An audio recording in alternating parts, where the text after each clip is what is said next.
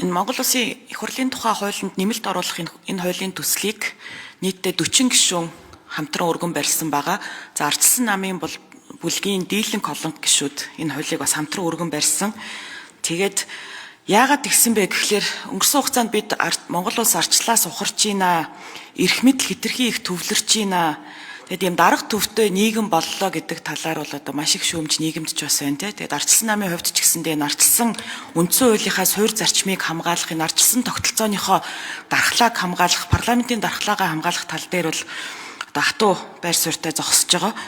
Тэгээд ер нь яагаад энэ эрх мэдэл төвлөрөөд байна вэ гэдэг дээр бол одоо бас олон зүйлийг хэлж олно. Тэгээ эрх мэдлийн төвлөрлийг бол маш олон арга хэрэгслээр бий болгох юм байна л да. Одоо ингээд хууль тогтоомжоор энэ институт хоорондын харилцаагаар за тэгээ түүнээс гадна энэ орон зайн төлөвлөлтөөр энэ чиглэлээр бол одоо бас маш олон философичид, улс төрийн онолчид бас тодорхой онолуудыг дэвшүүлсэн байдаг.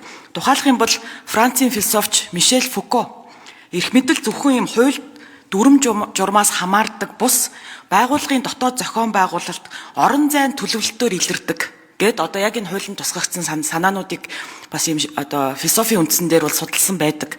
Тэгэхээр юу яригадаад байна вэ гэхлээр парламент бол одоо төрийн эрх барих дээд байгууллага. Энэ парламент бол засгийн газраа томилж байгаа, ерөнхий сайдаа томилж байгаа. Гэтэл парламентын танхимынх нь өөрийнх нь зохион байгуулалт нь ерөнхий сайдан дээрээ гараад суудсан. Их хурлын даргын суудлын хажууд бас ерөнхийлөгчийн суудал байж идэг. Тэгэхээр энд бол нөгөө дарга төвтэй буюу одоо энэ төрийн 3 өндөрлөг гэж ярьдаг энэ зүйл чи энэ танхимаас эхлээд байна. Яг үндэ төрийн 3 өндөрлөг гэдэг нэр томьёо хаанч байхгүй. Зөвхөн энэ ч ингээд ийм 3 сандлыг зэрэгцүүлээд парламентынхаа танхим дотор тавьцнаас болоод байна гэдэг асуудал. Тэгэхээр ерөнхий сайд парламентаасаа томилогдоод парламентта одоо тайлгнадаг юм бол яагаад энэ парламентынхаа дотор ингээд ийм харилцан эргэтгэж байдлын хүрээнд ярихгүй байгаа юм бэ гэдэг зүйлийг бид бол одоо нодлонгоос хойш бол ярьж эхэлсэн. За түүний хүрээнд ч гэсэндээ өнөөдөр үдээс хойш болох энэ улсын хурлын асуулгын цагийг бас санаачилсан байгаа. Асуулгын цагийн хүрээнд бол ерөнхий сайд тэр эндрээсээ бууж ирээд одоо энэ ч сүрэг хүчний гишүүдтэй, улсын хурлын гишүүдтэй яг нэг төвшөнд мэтгэлцэхлээр ямар байдлаар энэ хилцүүлэг өөрчлөгдөж ийн бэ гэдгийг бол хүмүүс бас харж байгаа бах. Тэгэхээр энэ хойморт байгаа 3 суудлыг буулгаад зөвхөн одоо их хурлын даргын буюу хурал даргалагчийн суудлыг үлдээгээд нөгөө 2 суудлыг нь авч хаях нь бол энэ эрх мэдлийн төвлөрлөөс бас одоо хэлбэрийн хувьд одоо орон зайн төлөвлөлт зохион байгуулалтын хувьд гарах маш чухал ач холбогдолтой. Тэгээ өчигдөр Баасан жаргал гишүүн бас хилцүүлгийн үед ярьж исэн.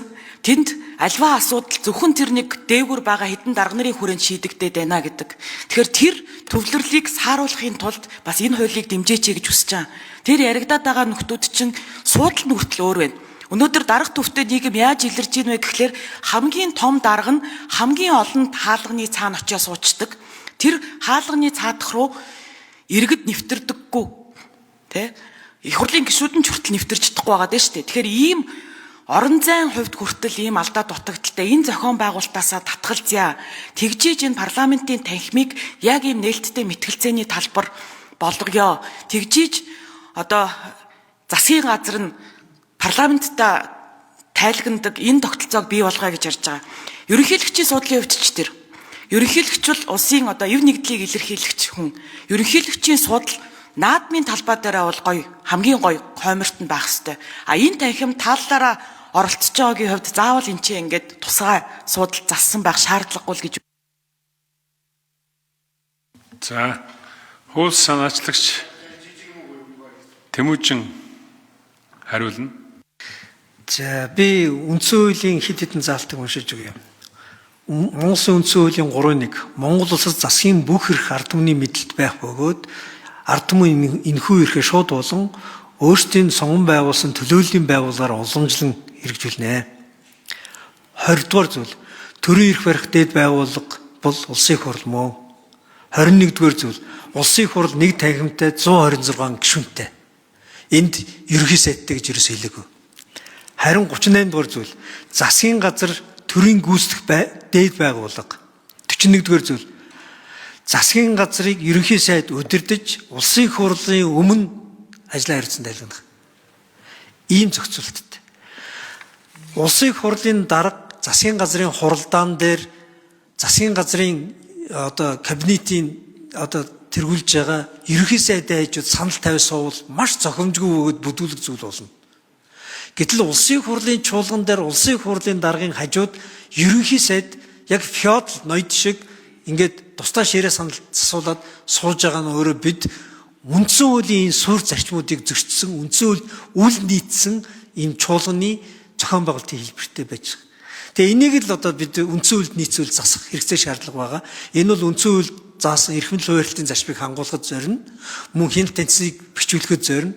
Хамгийн гол нь үндсэн хуульд одоо битлгаж хамгаалсан парламентын ардчлалыг мэтгэлцээтэй энэ тэнцүү олонх цонх үгээ хэлдэг.